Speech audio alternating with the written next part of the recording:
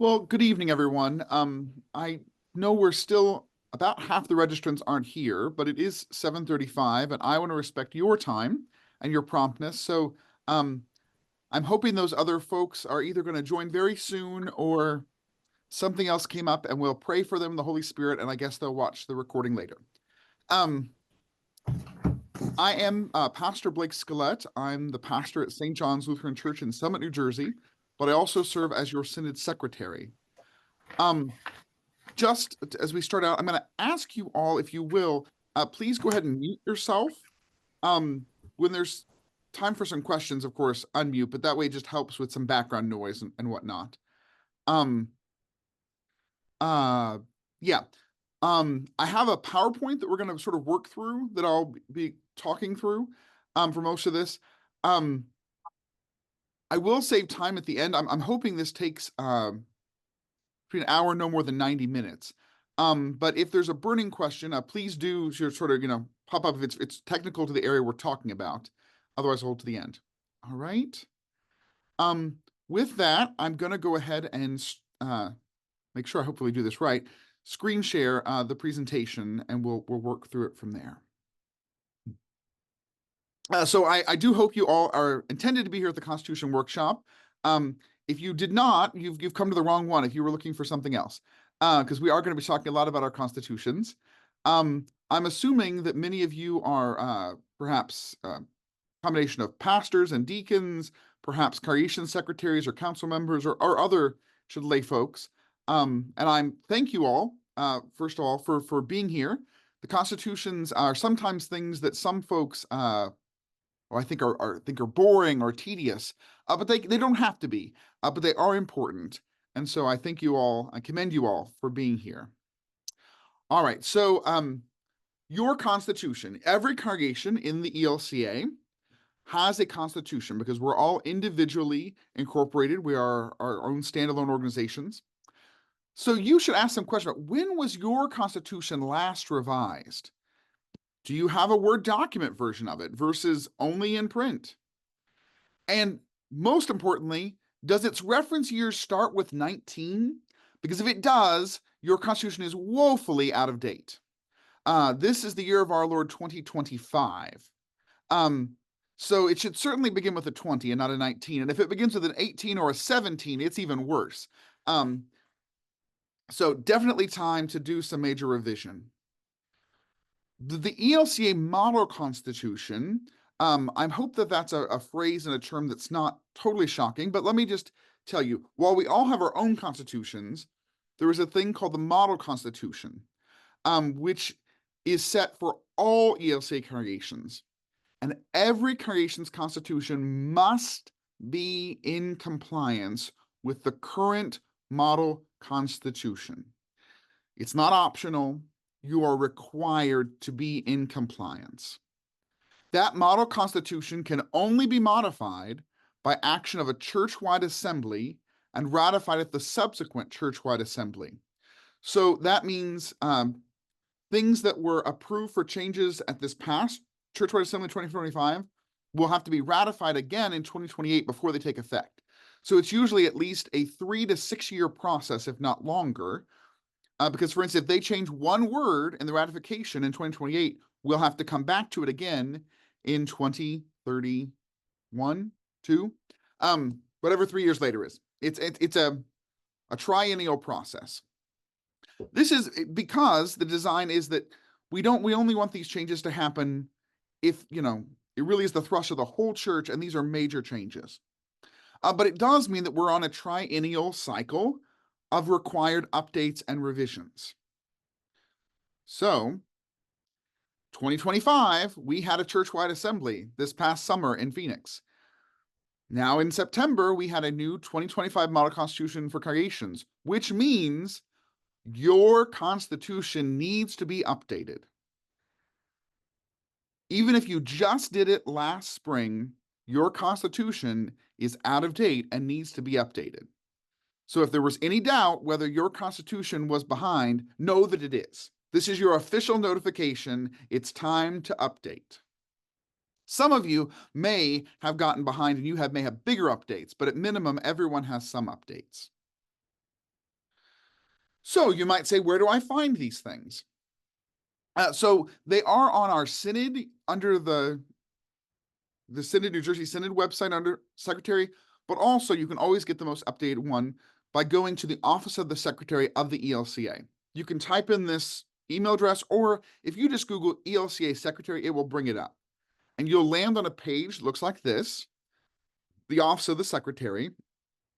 And over here on the right, you want to click on the thing that says Constitutions. If you click there on Constitutions, you will find a series of links. So the first thing is the Constitution, bylaws, constitutions of the entire ELCA.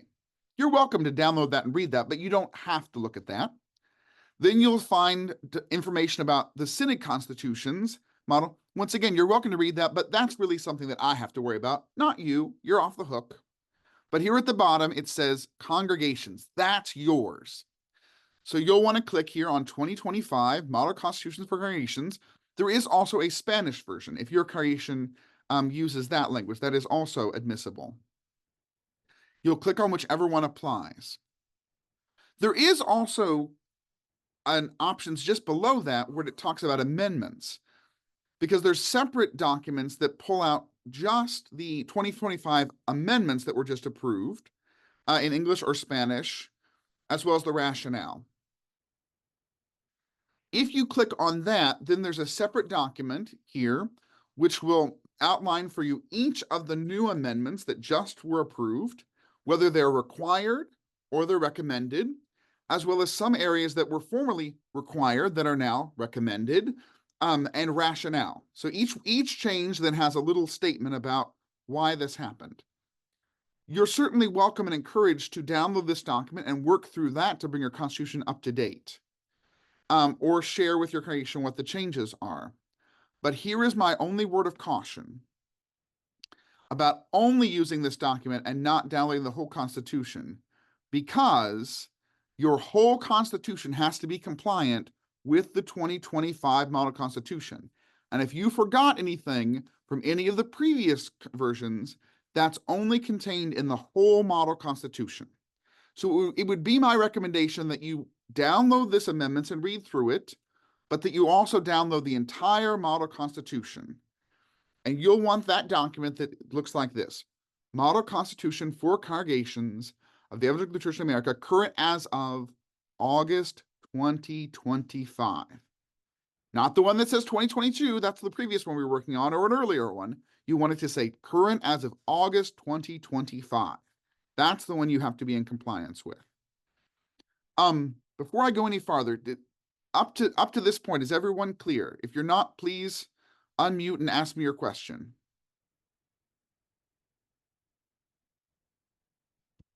Okay, we're good through there. So we understand what we have to work with, the Model Constitution. Okay. Once you have this document, there are some things you need to know about how to work through it. Whether your Constitution was just updated last year and you just had to bring a few things in, or if you're woefully behind, all these things still matter. And I just want to walk through them because those of us Synod secretaries who deal with this, we understand how to speak this language, but some of you probably only deal with this once a while. And so just want to make sure you understand. So in congregation constitutions, the Model Constitution, there are sections that will have this little asterisk. Do you see that? Like how it says preamble and there's an asterisk here. Or chapter 2.01 and chapter 2.02, they have asterisks. In the Model Constitution, if there is an asterisk, that section must be printed exactly as in the Model Constitution, including the asterisk. You can't even delete the asterisk. You have to leave it all in exactly. Okay, so just to reiterate, because many of you, when you do this and you send them in, if you change one word, one comma, one asterisk, I have to fail it and send it back to you. So I'm saying this for your peace of mind and for mine. Any area of the entire Constitution that has an asterisk must be printed exactly as in the Model Constitution, including the asterisk. Do not change any of it. Print it exactly. If it doesn't have an asterisk, that means it's not required, it is recommended. All the wording of the model constitution is all wording that is recommended by the church-wide organization, but is not required. You're allowed to have local variations. Okay, does everyone understand the importance of the asterisks? Everyone's going to print them exactly. Okay, wonderful. I can't wait to see your constitutions. I'm so excited that you're going to do it right. Yay. All right. Now, recommended provisions. Recommended provisions are not required, but they are recommended. They're sort of best practice. These are ones that the whole church has wordsmithed and work sort of best, but you are allowed to have some variation. And sometimes it even specifically, you're going to have to make a choice. So if you saw here in this one, in chapter 5.04, required, you do have to insert your synod name or your congregation name, that sort of thing. But here in chapter 505, even if you use the recommended language, you need to choose between, as specified in the congregation's bylaws, continuing resolutions, and that's a place where it's an either or a both and, right? So there's places where it'll be asking for you to make a choice or put in both. So the reason why that's the case, you're only required to have a constitution. You don't have to have a bylaws, but you can. You're not required to have a continuing resolution, but you can. So depending on what your congregation does, you will need to, for instance, pick, especially in this congregation's bylaws and continuing resolutions, or wherever it's found, right? That sort of kind of place. More on that. Here's another example. In some cases, there's decisions from several options, and you must pick one. And the local congregation decides. So here's an example. In the chapter 8 about membership, you have to have baptized membership, confirmed membership, voting membership, exactly as printed. But here under section part D, associate membership, there are options, and you have to pick what your congregation is going to use. Are associate members going to be persons holding membership in other ELCA congregations, other Lutheran congregations, other Christian congregations? All three are acceptable. You must choose one, right? So does that make sense? And that this you'll notice as you work through the Constitution, there's several times that it's either required or recommended section, but if it's in brackets, it means a choice by the local congregation has to be made.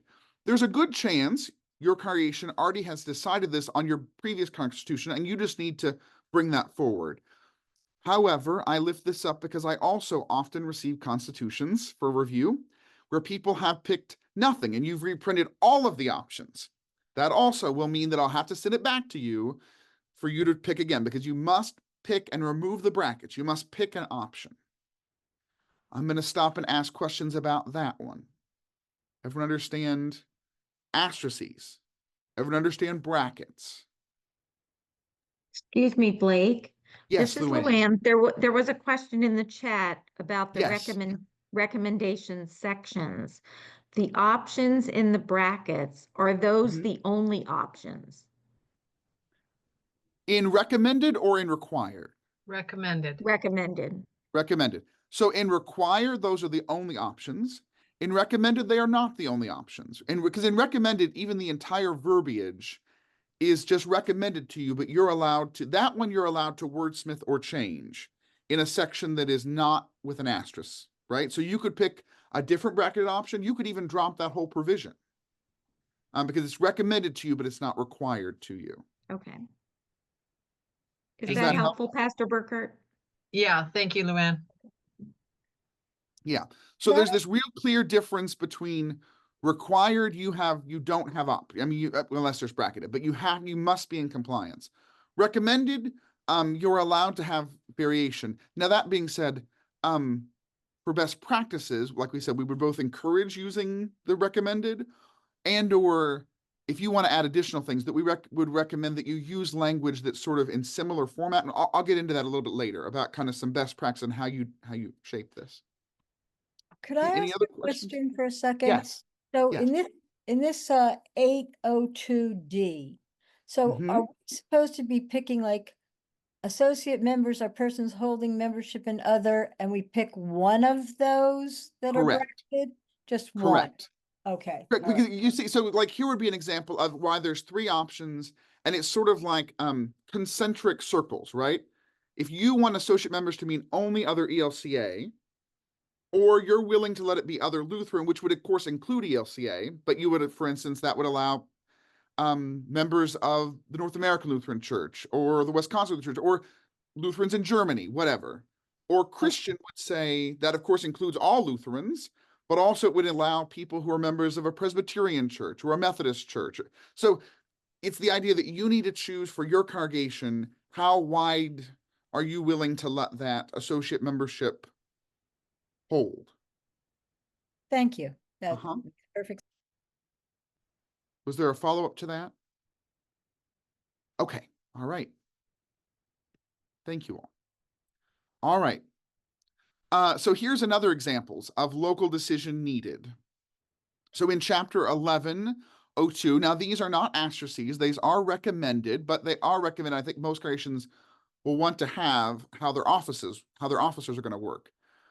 But you see here, there are 4 different recommended options for how this works, for how officers take office.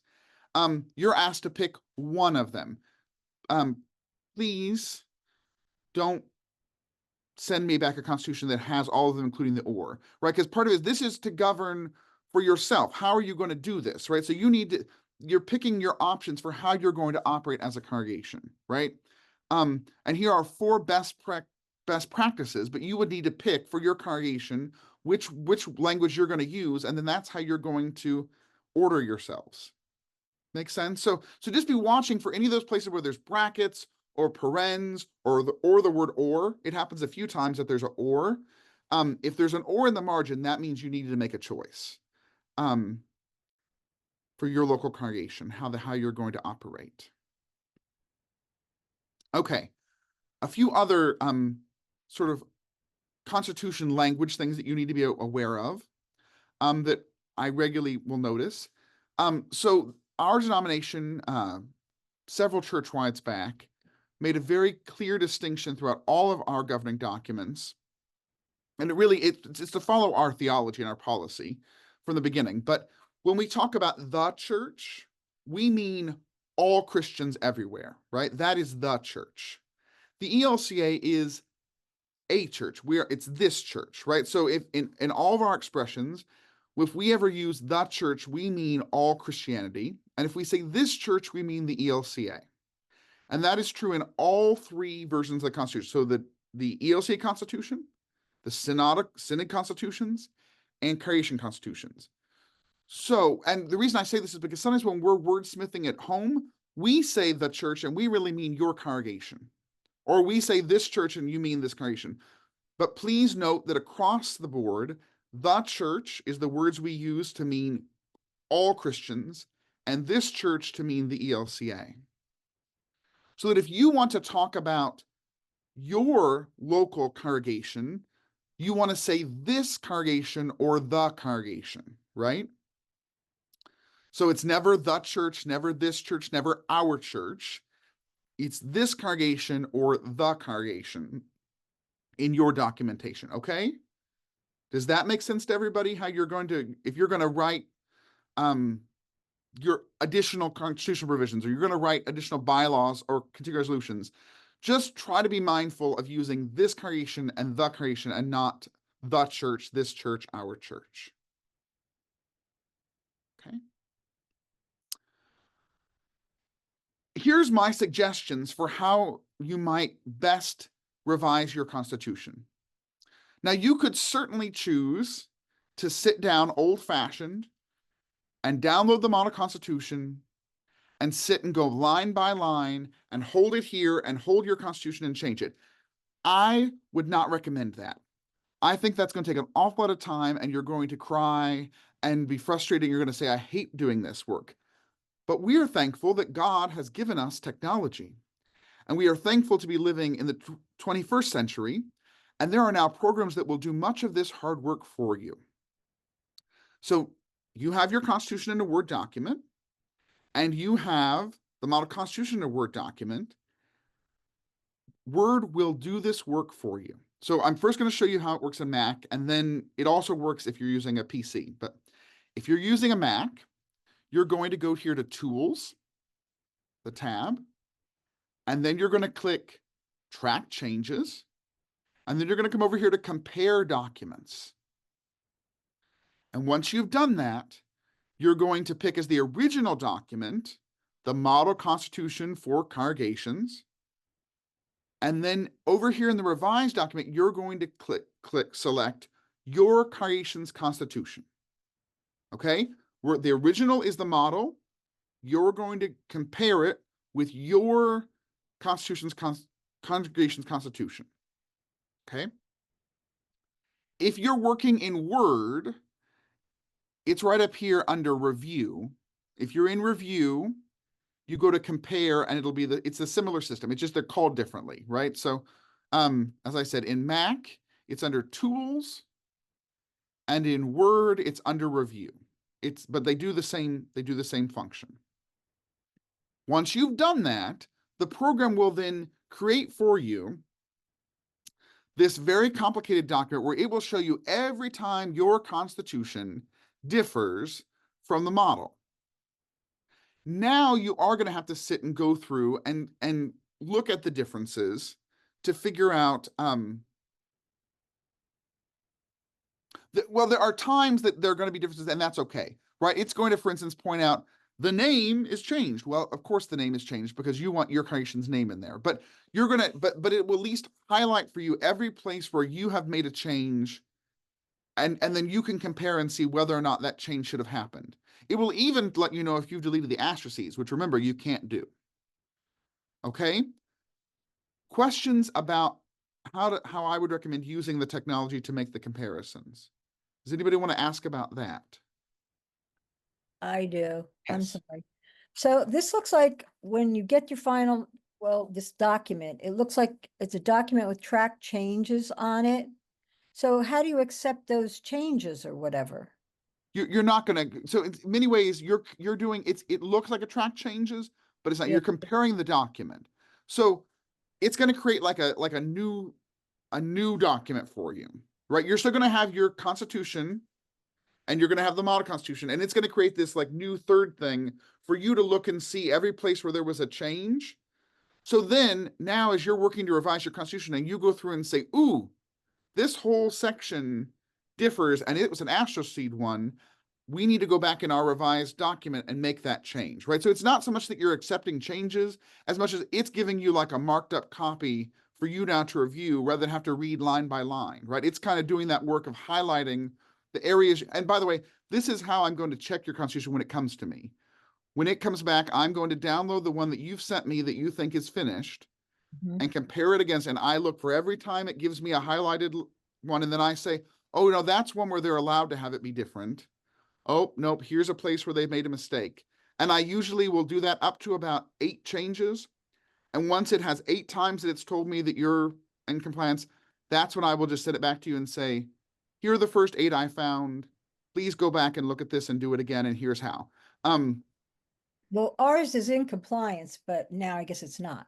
So when I'm looking at this thing, I would be saying, oh, my preamble, I have to look at that, make sure it has an asterisk in front of it or something. I mean, is that what I'm Yeah. looking at? So, Yeah. And like I said, and sometimes obviously, it will highlight a change. And if once you double check it against the model, you'll say, okay, that makes sense. Why it's okay that it's different. Well, I'm really just looking at what is highlighted as being different, like which is this orange Yes. kind of color. Thank you. Yeah. All right. There was a raised hand. Joan? Joan New. Yeah, I will caution you that this compare is very powerful, but it also, if you have a formatting difference, like a line between 2 paragraphs and one doesn't have it, it's going to flag it. So one time I did this last year and I went through and like all the things that said formatted, I just said, forget it, so that you're left with the actual wording changes. Yep. It's tedious, but it's worth it at the end. Yeah. And you yes, thank you, Joan. You are right. So I will say, and there's actually a little bit of debate across the different Synod secretaries, but some actually have even said that you're supposed to keep the exact formatting. I have been a little bit more lax about that. Don't tell anybody. But some have said even in part because actually we've been promised that a 8.5 by 11 Word document format is coming. They keep promising it, and I'm waiting for the church-wide to send it. Once that comes, you're all going to have to get in line with the formatting. But anyhow, since it sends you funny formatting to begin with, the formatting isn't as big a deal, right? If your tab doesn't quite line up with, if you chose to do a double tab and not a indent, that's okay. Or if you put a space, those are admissible. But the text, the asterisks, and which I'm going to get to in a second, the nomenclature, right? The how it's identified, right? You're not allowed to change. It has to follow this formatting of like C, which, by the way, that stands for Congregation Model Constitution. Every chapter has a C. A Synod one has an S. It's different in each of the three expressions, right? But it has the C, and then the chapter number, and then the thing. All that must be the same, right? So I'm checking for wording. I'm checking for that you've identified it correctly, that you didn't delete any asterisks. I'm not checking for if you put a space or a line break. But you're right, it is gonna lift up every one of those changes. But as long as I still think it'll save you so much time to have it open and have the model, then you'll be able to look and say, oh, that's fine. Just skip. But it's kind of like a checklist, right? You're just kind of working your way down page by page. Have we made sure and double checked every place where it flagged something that we're either in compliance or it's okay that, like, it's going to, for instance, flag one of those where there were double brackets. It's going to say, oh, this is different, but you know that you're supposed to take out the brackets and pick one, right? So it's just helping you double check that you've got all the places the same. Further question about that, please raise a hand or unmute and ask.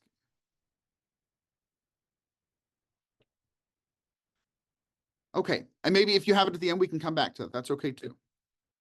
All right, a few other things to really have in mind that sometimes I think confuse people. So your congregation must have a constitution.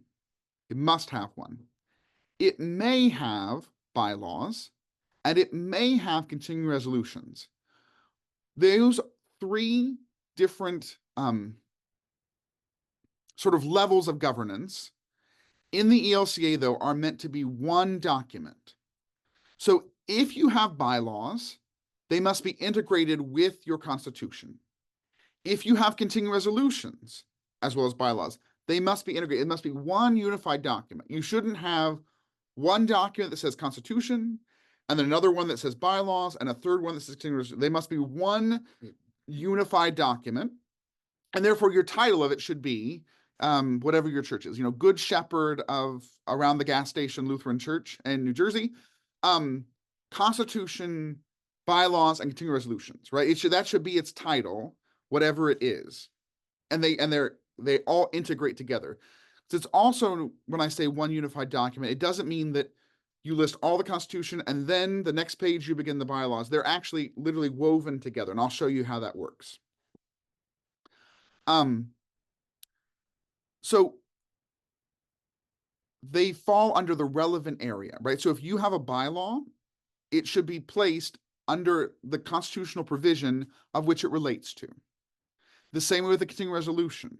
It should go under so if it's say you're going to add some kind of extra governance about membership, it should go under the chapter dealing with membership and the relevant. If you're dealing with your officers, maybe your congregation has an additional officer or an additional way that you report, some various way that you want to administer yourself, which is totally allowed and fine, but you would have it under the subsequent area. This is really important, and actually it's not meant, once again, to be tedious. It's meant to help you, because once you've adopted it, this is your governance. And if you, say in the future, even 6 months from now, let alone 6 years or 60 years, right, as congregations last, you want to go and check, are we being compliant with our governing documents? And you think you've checked the right area under membership, but you forgot that we have a continuing resolution adopted last in 1984 that says that members must also wear blue or they can't vote in the, whatever it is. you want the relevant area to be right there, right? So that you're checking everything about membership, everything about officers, whatever it is. Here's the Constitution provisions, here's the bylaw provisions, here's the continuing resolution provisions. Also, let me talk a bit about what they are and why you would choose to make certain features any one of those areas. So Constitution provisions have a long range horizon for change. They are the highest governing authority, and they are the hardest to change, right? So they are the features in our governance that are meant to give sort of the highest level, the macro view, right? The really and the foundation for how we're going to operate. To change them, if they're required, as I just told you, it takes 2 church-wide assemblies. Even to change parts of your own, it takes 2 congregation meetings and they are really things that you want to put in place that you're presumably, from your vantage point, you're not going to change this for quite some time, right? This is the sort of way that we're going to operate for a long way into the future, as far as we can tell. Bylaws give further specification or detail in how your unique congregation is going to make that bylaw or make that constitution provision function in your local context. They have a mid-range horizon for change. They have a mid-range horizon for how hard they are to change, and they're meant to sort of be things that you're going to look at. So if the Constitution, some of those things have not changed since you were formed, right? The name of your church probably has never changed, or likely won't, or that you have a president, those sort of things. They do change off and on here and there, but they still have, often looking years, decades horizon. Bylaws often have a several year horizon, right? Several years up to a decade, right? A bylaw that's 10 years old probably should be looked at and said, does it still apply? And it may. They're inserted after the relevant constitutional revision. They're codified using the relevant constitutional revision codification. Okay, so here's my example. Let me follow. If this is a provision about the annual meeting is in your Constitution in Chapter 10. So it's Chapter 10, point 01, as you see here, right? Here's the section in your Constitution. If you want to have a bylaw that further explains, as I put here, that it will be in the month of January, right? You're going to make that bylaw C10.01.01, right? And it's going to go right underneath the provision, right? So here's the Constitution provision, which is C10.01. Now your bylaw is going to come just after it, and it's going to be codified C10.01.01, right? That's that third category of the numeral, and they're done sequentially, right? So if you wanted to have multiple ones under this Constitution, you would have .01, the next bylaw would be .02, .03, and so on and so forth, under the relevant Constitution provision, right? It's further explaining how you're going to make this Constitution provision work in your congregation. Continuing resolutions have an even shorter horizon. Continuing resolutions are meant to be regularly reviewed and regularly changed. They're meant to give the most specificity to your unique context and how you're going to operate with a short-term horizon, with the idea that this is something that may be in flux, may need to change. Continuing resolutions are placed after their relevant Constitution provision and or bylaw, right? So they have to go at least under a Constitution provision, but they might even follow even after a bylaw. But they could come right after a Constitution provision but they must be under that provision. They're codified similarly to a bylaw, except if they just come right after a Constitution revision, it's the chapter number, right? So once again, like here, Chapter 10.01. And if it's a continuing resolution right after that, it's going to be letter and then the year it was adopted, right? So if it's your first Constitution provision, or if it's your first continuing resolution under that Constitution provision, it will be A, and then the year it was adopted. If you're going to adopt a second one on that same provision, it's going to be B, and the year it was adopted. C, and the year it was adopted. So if you have any continuing resolutions in your constitution that are currently codified, whatever chapter number, and then .A94, good chance that they need to be revised. Or 01. This is by design to help you scanning it. They really should only be a few years old, right? Because the idea is that you're regularly reviewing your continuing resolutions and you're regularly updating them because they are really about the pragmatics of how we're going to operate this, knowing that you may need to change that with much more frequency. They're also the easiest to change. Continuing resolutions can be changed at any council meeting. They're much easier to change because the idea that your governance may need to update its policies much more regularly. If a continuing resolution came after a bylaw, it would then have the bylaw provisions, right? So here, example, chapter 10.01.01, because it fell after a bylaw, and then letter, year it was adopted. Right? So does that work how the bylaws are sequential number-wise? Continuing resolutions are sequential alphabetically with the year they're adopted. Right? So since you all are doing your revision, whatever continuing resolutions you would adopt, even if you had old ones, it would be good now if they all have their letters and 25 or 26 if you don't get to it till the beginning of next year, because it will then alert you all that these were all last reviewed in 25, right? Even if you keep the exact same word, it means that you spent the time to look at it and make sure it still makes sense. Yes, Joan. If you review a continuing resolution and change it, would you then just change the year? So if it was A23 and you went and changed it, then it becomes A25 or 26. Exactly. If the only reason you would change the letter is if you had left in the one from 23, which maybe you reviewed, and you now said, you know what, we also realized we should have a second reminder, and we're going to make that now B25, right? Oh, So, okay. right, So alpha, you could just leave it and create a new one that is more up to date and more. Maybe it has to have other things in it. Yes.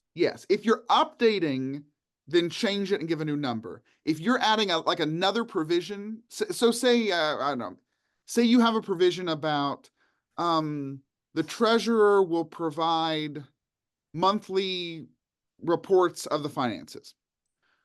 I'm not saying any of these regular, I'm just throwing out an idea. Yeah, and then you've now learned, you know what, they will be emailed in advance of meetings today or whatever. If you had some other related but kind of a different point so that they don't get confused, because I will also caution, don't put in block paragraphing. Occasionally I get constitutions where people have in their bylaws written these long narrative descriptions. And here's a couple reasons why that's not helpful. It's not helpful because for future people to look at for your governance, there's a reason why it follows this very strict sort of codified, pretty short outline kind of, because if it's in long narrative form, it's easy to miss things, right? It's easy to miss the provisions, to miss what you want to be followed. It also forces you to really have that kind of Occam's razor legal mind about what exactly are we asking people to do, right? Which I know some of us who are more right-brained, who are used to talking for a living, we like lots of description. But there really is some benefit here to being really clear about exactly what are we saying, how we're going to operate, and how we're leaving to posterity for them to do likewise, right? Because that is the other thing too, is that you're describing how it is we're going to function as an institution, as a corporation, as a congregation. And you're leaving guidelines that if, God forbid, you drop dead tomorrow, someone else can pick that right up and keep the organization operating until such time as they feel a need to change that governance. Does that make sense? Right? It's also important because these are legal documents, right? This is where we sometimes think of, it doesn't matter what the Constitution says. It doesn't matter until it does, right? And then suddenly your congregation finds yourselves in a lawsuit. Then it really matters, right? How you said you're going to function and operate. And if you're found to not be doing that, that's a problem, right? There is ministry and administration, right? You are helping the congregation operate smoothly so that everyone understands the rules, how we're going to live together, how we're going to function, and when conflict or challenges come, that you can fall back and say, look, we had a policy and a process and we followed it. We did what we said we were going to do. Okay? Excuse me, Pastor Scalette, Yes, Luann.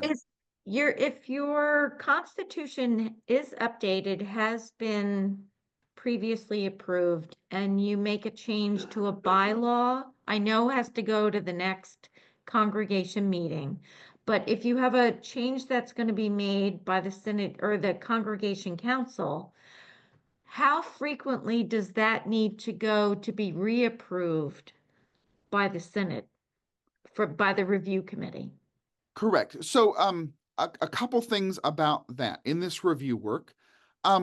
So the only things so the only thing that absolutely must be quote unquote reviewed and it will not be approved and sent back are the checking that everything is compliant, right? So that the Constitution parts that are required, the language doesn't change, that's the things that must be compliant. With the recommended pieces, with the bylaws resolutions, I will often send you, sort of my recommendation, but I will say, we're not allowed as a Synod to reject your Constitution purely based on your bylaws or resolutions because they Right. are local options. I will sometimes send them back and say, you may want to think about this, right? You may want to change how you've done this. So you don't have to have them approved. I mean, they do take effect. Bylaws and continuing resolutions take effect locally as soon as they're approved. Whenever you update your Constitution, though, even changing continuing resolution, you do need to send that copy, though, to the Synod because we're supposed to be custodians of its record, right? So does that make sense, the variation there? So the highest level of sort of saying you're not in compliance is Right. about the Oh, no, required. it totally does. Thank you. Yeah, I yeah. just wasn't, yeah. Yeah, so there's kind of and that's where I think I was trying to drive home for people how these are related but different, because bylaws and continuing resolutions, I will caution you against it, but you can send me a 5-page narrative description, and if you've made it a bylaw, it is technically allowed. It's just not best practice. But I Right. will send it back to you and reject it out of hand if it's not compliant with all the required sections. Okay? Makes perfect sense. Thank you. Yeah. One other piece before we move on here that I just want to try to also caution, is that try to keep in mind this one governing document, right? Whether it's Constitution and bylaws and continuing resolution, but the reason that these 3 levels and their horizons of governance really is meant to help you and not hurt you. And so as you're thinking about what kind of governance you want to put in your governing documents, really try to think about Constitution things should be only as specific as we need to govern for a lot of situations long term. The reason sometimes I receive constitutions where people have put a lot of specificity into their constitution specifically, and not a continuing resolution or a bylaw. And here's why that may seem like a good idea, but why it really isn't. I think people put it in a constitution. So for instance, some places will adopt very elaborate endowment governing policies, and they'll put it in the Constitution,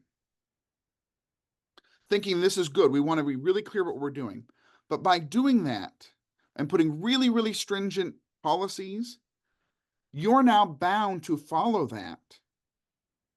To change it requires 2 compliantly called creation meetings. That's not, so in that example, it's much better to have a constitutional provision saying we're going to have an endowment policy as defined in the bylaws, than put in the bylaws what the things are, or even further just think about, don't put sort of the structure in your Constitution, put much more of the how we're going to apply it in the bylaws, and put the really specific nitty-gritty in a continuing resolution, right? It's still going to be there and it's going to be governance, but as we know, things sometimes change quite rapidly, right? And if you put too much, I mean, there was one that talked about exactly how the treasury reports had to be mailed by a certain date. I mean, if all that's in your constitution, that's very, very restricting. I would even say things like it's a different area and it is in the Constitution, but in the recommended things, even about money. So this is a different piece, but just to think about longer term. You'll find where it talks about, it's not required, it's recommended, but about language around how much indebtedness the Congregation Council is allowed to make the congregation without calling an annual meeting, and how much they can spend over the budget. And it's open-ended. It's recommended and it's open-ended. You can put in a percentage, you can put in a dollar amount. Some congregations will send them in and say the council may enter into contracts up to $1,000. If you put that in, every time your congregation needs to buy anything that's over 1,000, you must call a congregational meeting with the required notice in your constitution. Or if you put in one that says we can only have indebtedness of $5,000, if your plumbing bursts in the middle of the winter, you cannot have it fixed until you call a congregation. Are you sure that that level of control you want to have? So part of it is, I would recommend, think about if the roof falls in, are you really not going to be willing to allow the congregation council to operate on your behalf at a higher limit than say $1,000, right? So think more about that kind of thing. Think about what are the parameters that we really want to say no on these things? The whole congregation must weigh in, and there are things. I mean, there are things constitutionally we say absolutely. Calling of a rostered minister, we absolutely say the entire congregation has to be in. Adopting a budget, electing officers. But what other things in the course of a year would it rise to the level that we say, no, everyone has to be called and follow, only because just remember that there are real parameters around what you can do. So I just would sometimes I think people think about, well, we wouldn't want this to happen. Think about the scenarios where you may need to act more quickly. And what is the limit that you'd want to put? I mean, and of course, there's a threshold there. We wouldn't want to say councils must indebt us, to the end of time, but what would that threshold look like for your congregation, right? What's the specificity of governance that makes sense in your congregation? There's a raised hand.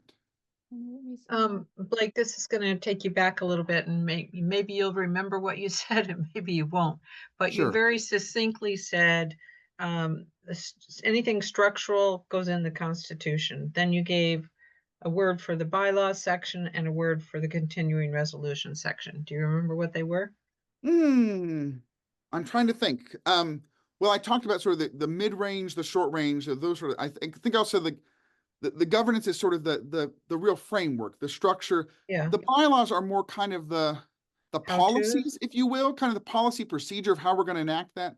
Okay. And then the continuing resolutions are really more the real specific nitty gritty, right? They're really kind of exactly how we're going to enact this.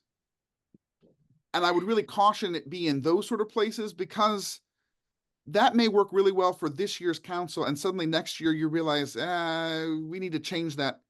And by the way, you don't have to put everything in a continuing resolution. I mean, you can things you do, but if you want to codify it, really specific, not so much policy, but kind of exactly minutia of how we're going to do things, put those in a continuing resolution. Yeah, right? no, I got the concept. Your wording was just great, and my hand wasn't writing fast enough. So I'm glad it was eloquent, and I'm sorry I've forgotten it. It's all right. All right. Any I other think Janet questions? signed up for it, but it doesn't look like she's on. Sorry, what was that? Oh.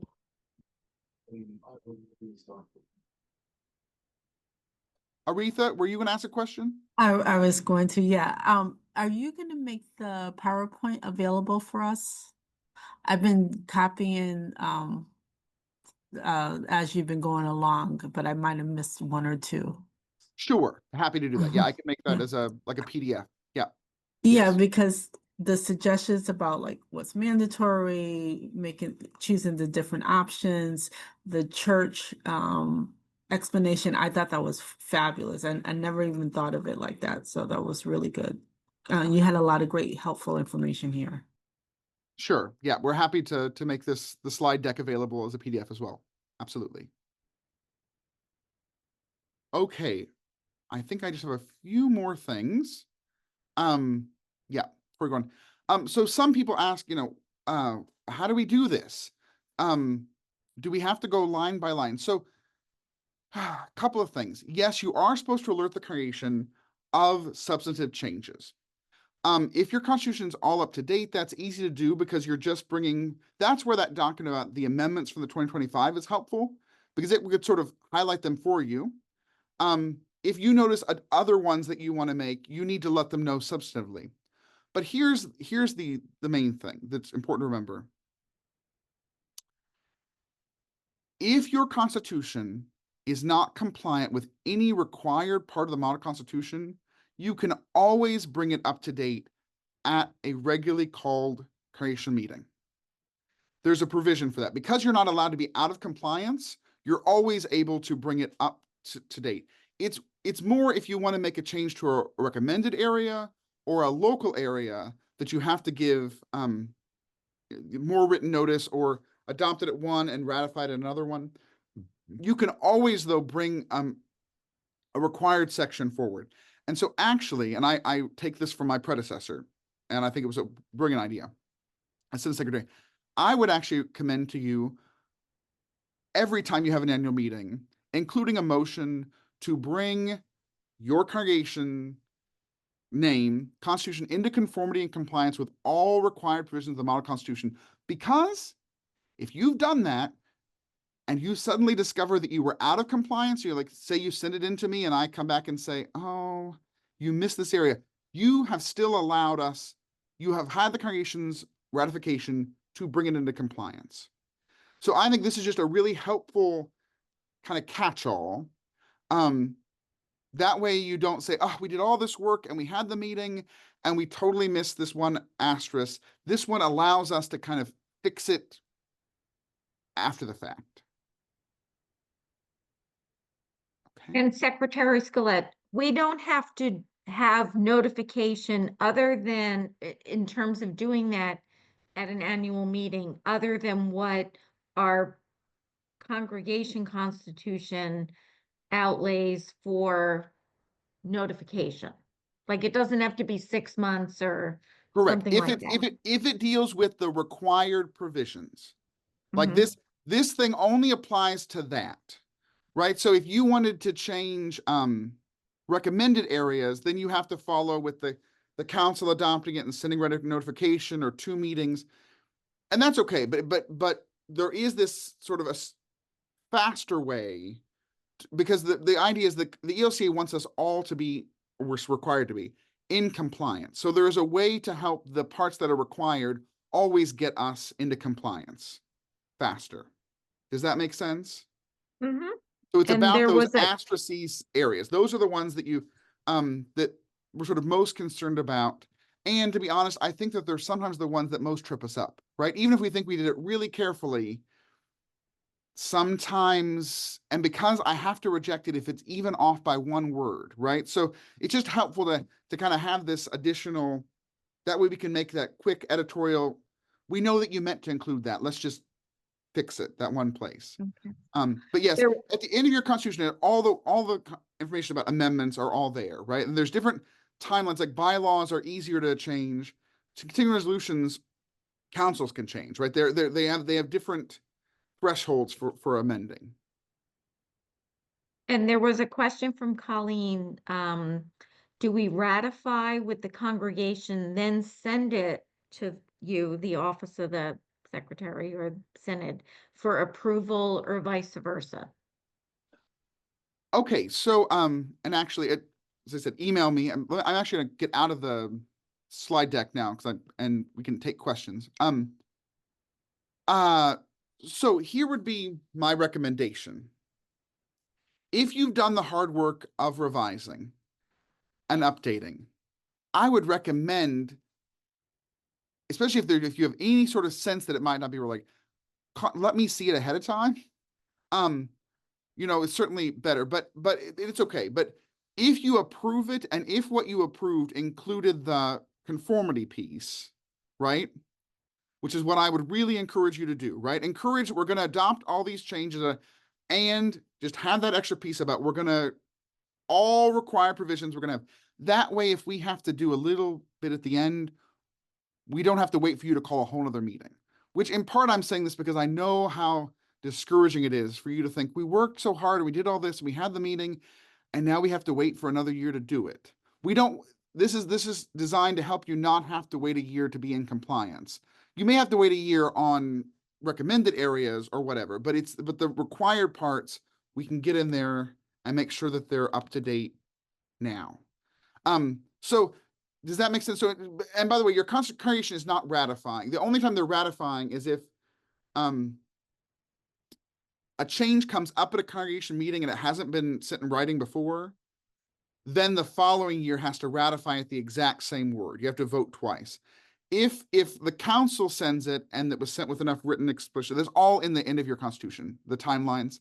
It's a month or it's 2 months depending on what the part is. But so part of why we're doing this now is because if you're having meetings in, say, January or February, your council needs to be working on this sort of now in November to make those deadlines.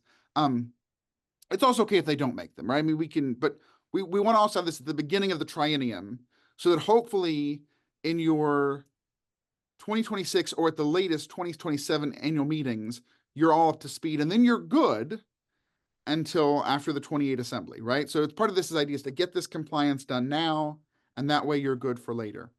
And then it's just the review that the Senate has to do for the compliant pieces. And if you adopt any further things, just please send them in so that we have record of what is your most current constitution, bylaws, and continuing resolutions.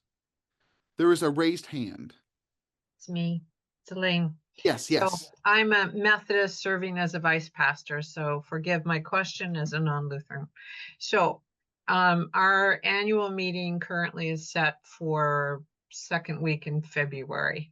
Can that annual meeting be moved without a congregational approval or vote to say March to allow for a little more time? Because I know that our Constitution is out of date.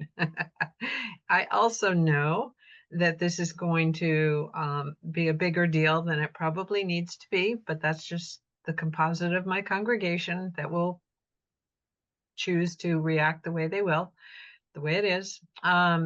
So I'm going to need more time to work on this with the appropriate people in order for it not to become a bigger deal than it needs to be. So question one, can the annual meeting be moved time-wise without congregational approval? It depends on your constitution. Okay. Yeah. So Okay. I'm happy to work with you on that offline. It literally depends on what your constitution says. Okay. Because the setting of an annual meeting, that you must have an annual meeting is required. Right. When and how you do it is local option. Okay. Right. So if your constitution just says must occur, then absolutely. If it says it must occur in February, if it says it must occur in the second week, part of that Right. depends. Now, Right. here's the other piece to that. You must have an annual meeting, but a congregation can have as many congregation meetings in a year as it needs to have. And it's outlined in your constitution how you call for that, right? Okay. The pastor and the council president and the council can always call for additional meetings. There's just there's a notification process, right? So many of them it's like 1 month or 2 weeks notice, or some of them say written notice, some say announce at 2 congregation meetings. Right. All right. that is also local practice, but you very well, don't rush it if you can't get there.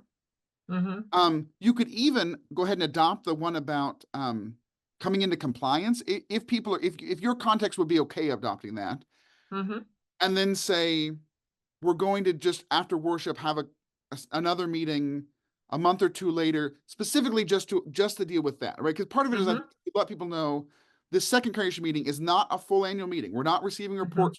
We're just dealing with this one thing.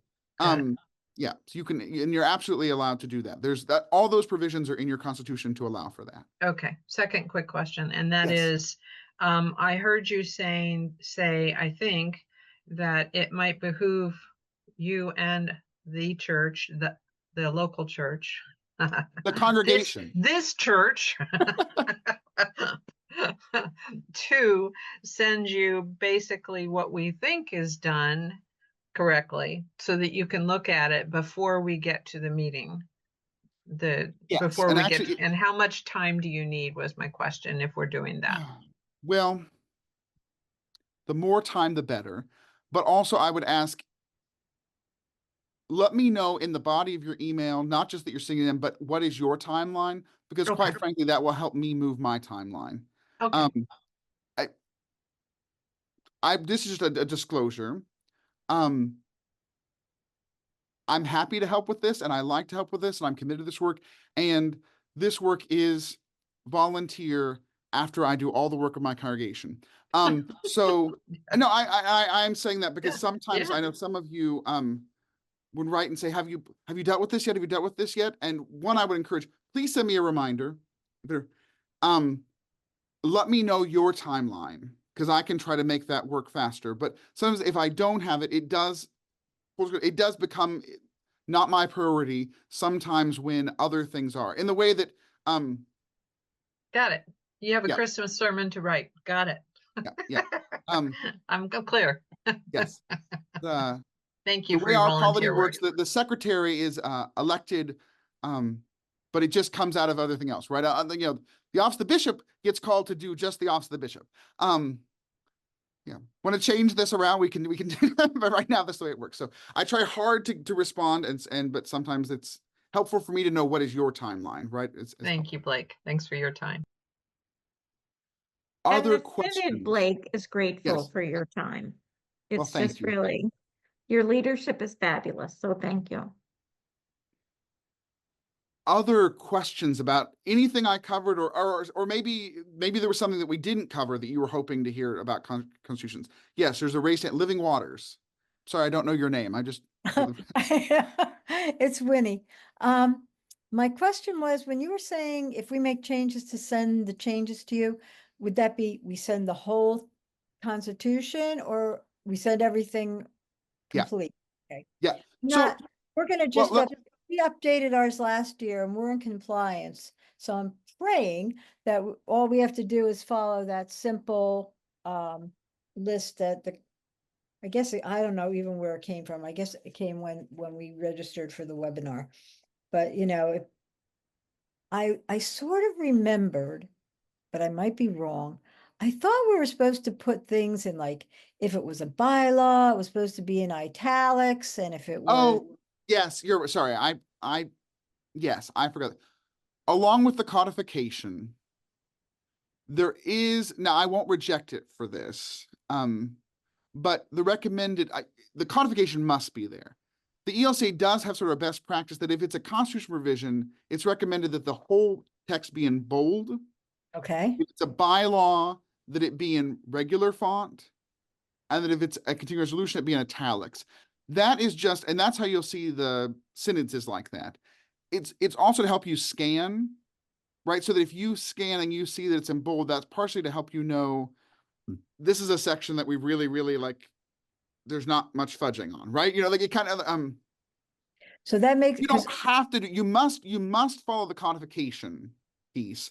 The We other have piece is a that. recommended policy around the bold, the regular, the italics, but you're not required to do that. The same way that you're not required to follow the same font.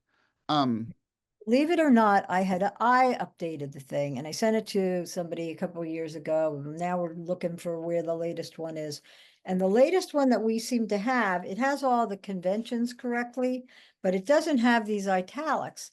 And I'm driving myself crazy looking for, so if I know that, then I can just go in there, because I didn't really understand how A meant the first continuing resolution and 25 meant the year. I had no idea how that went. I just Sure. typed it up. So this is very helpful. I really appreciate, you're explaining so many things about the conventions. Yeah. No, understood. I understand that this is, it is a very odd language that most of us would have no idea. I mean, there is a method behind the madness, and it is very much a very, very, very insider baseball, right? I mean, and but it is meant to help you, not to hurt you. But you kind of need to see behind the curtain, right? To see why it's laid out this way. Other questions, other concerns? Yes, Helen, I see a hand. Oh, you're still muted, Helen.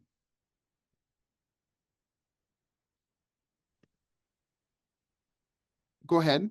Okay. How do we get the PDF? The Are you going to PDF of- send that to everyone who is of your presentation? You Oh, said the that you- slide deck? Yes. Yes. Mhm. Luann, how do we usually distribute that? Does that, We certainly can send any documents, whether it be the slides, we can send all of that to those that are on the call tonight. That would If be that's helpful. wonderful. Yeah, Yes, the recording link and the PowerPoint would be great. The recording link, I'm not sure if I can attach that through our piece, but the recording link will definitely be on the Synod website. Okay. If it's all able to be in one, I will certainly do that, but that's not Thank you. my big thing, so I mean, I don't want to say that and be wrong. Okay, I know thanks, I can do Luann. PowerPoints and everything else, so it's. Okay. Thank you so much. Mhm. sure. Other questions, concerns? Things I can help with?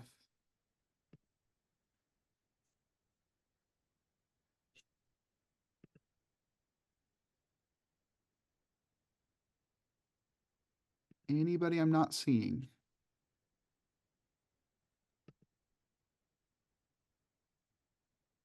Okay, well, Well, if you all feel good, then that's great. Thank you all, truly. Here are my thanks. I know this can be, I said, can feel like tedious work, can feel like, why are we doing this, right? And at its worst, administration can be just laborious and tedious, and question, how does this help the gospel? But at its best, it really is about helping for ministry, right? You're helping to make sure your congregation is healthy, is well governed, and knows how you're going to function as a body and how you're going to leave that to posterity. So I thank you for this work, and blessings to you all in your ministries and your congregations.